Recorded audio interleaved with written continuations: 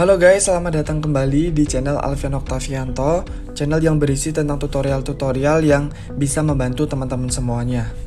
Nah, sebelum memasuki ke video tutorialnya, teman-teman bisa bantu subscribe, like, dan juga share video ini supaya video ini bisa bermanfaat buat banyak orang. Nah, di video kali ini Alfian bakal memberikan tutorial tentang Adobe Photoshop untuk pemula ya. Jadi videonya nanti berisi tentang bagaimana cara membuat lembar kerja baru pada Adobe Photoshop. Nah, langsung aja kita masuk ke tutorialnya. Nah, teman-teman bisa siapkan terlebih dahulu atau buka software Adobe Photoshop ya.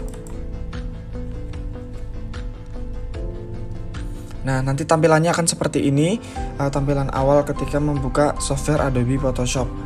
Nah, teman-teman, bagaimana caranya kita membuat lembar kerja baru? Nah, teman-teman ini bisa menuju ke bagian file ya. Nah, kemudian pilih yang new atau shortcutnya teman-teman bisa ketika di keyboard Ctrl+N. Langsung klik aja. Nah, akan muncul tampilan seperti ini ya teman-teman. Nah, untuk bagian pertama adalah nama file atau nama dokumen yang akan dibuat oleh teman-teman. Ini misalkan namanya poster gitu ya,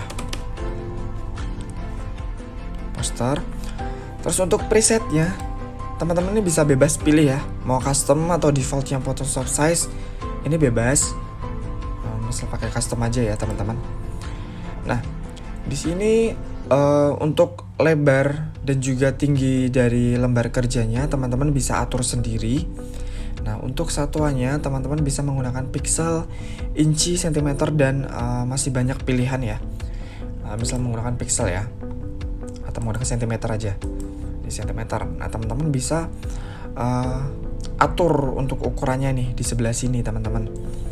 Semisal membuat poster dengan ukuran lebarnya di angka 30 cm, kemudian lebarnya di angka 45 cm misalnya seperti ini ya teman-teman ya.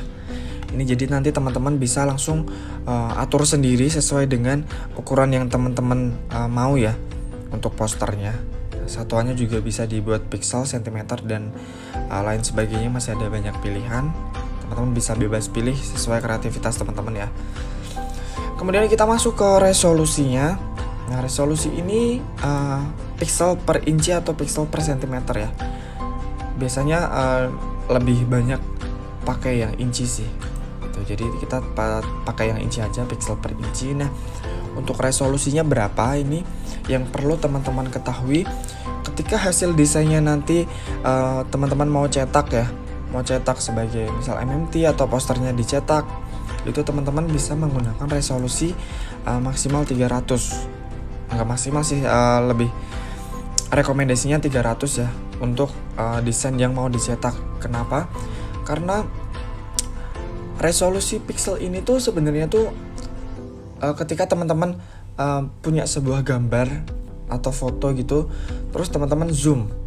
Nah, zoom ketika udah zoom banget nih, paling deket nih, bakal muncul kotak-kotak kecil gitu kan, gambarnya menjadi kotak-kotak kecil gitu.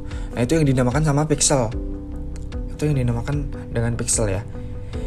Jadi semakin banyak kotak-kotak kecil atau pixelnya, itu semakin tajam gambar yang dihasilkan.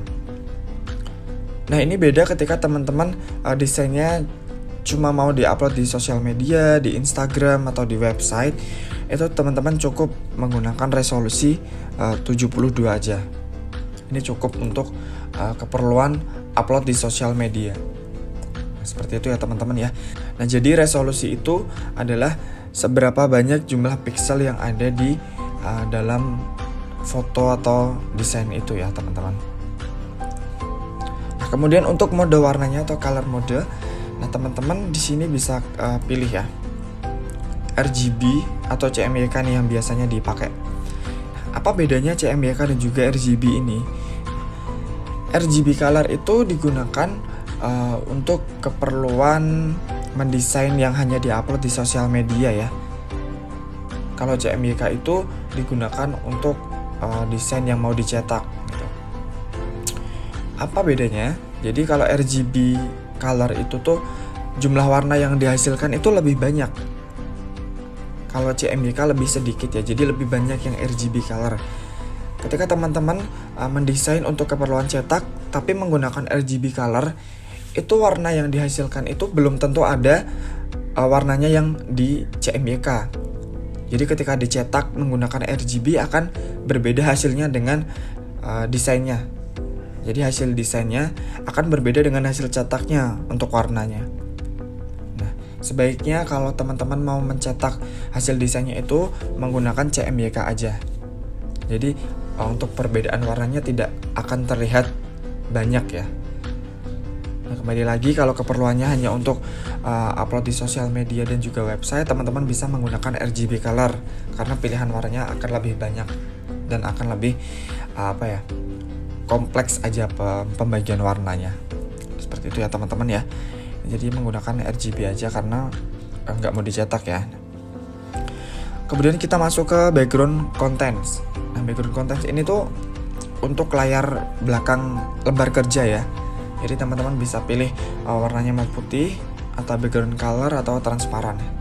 Untuk defaultnya biasanya teman-teman menggunakan warna putih sih. Kalau kita lihat dari tutorial YouTube atau lain-lain itu biasanya menggunakan putih. Atau transparan juga bisa. Kalau teman-teman mau transparan, nanti belakangnya akan seperti kotak-kotak kecil itu ya. Itu menandakan bahwa backgroundnya transparan gitu. Ini menggunakan putih aja ya teman-teman. Kita klik,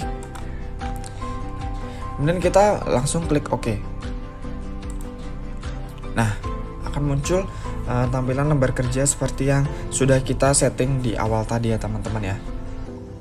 Jadi ketika kita pilih file, kemudian new, di sini kalau teman-teman pilih transparan nih misal nih, nah akan munculnya seperti ini. Ini bukan background kotak-kotak ya, tapi ini menunjukkan bahwa backgroundnya itu transparan ya teman-teman. Seperti itu. Nah, sudah mempunyai lembar kerja ini, teman-teman bisa mulai mendesain sesuai kreativitas teman-teman. Nah, itu tadi tutorial Adobe Photoshop pertama ya teman-teman ya. Jadi untuk series pertama ini adalah bagaimana cara membuat lembar kerja pada Adobe Photoshop. Semoga video ini bermanfaat buat teman-teman. Jangan lupa subscribe, like, dan juga share video ini supaya video ini bisa bermanfaat lagi buat banyak orang. Dan sampai jumpa di video tutorial selanjutnya tentang series Adobe Photoshop. Dan jangan lupa nyalakan lonceng notifikasinya supaya teman-teman tidak ketinggalan untuk episode 2 dan seterusnya series tentang Adobe Photoshop. Terima kasih, sampai jumpa di video selanjutnya.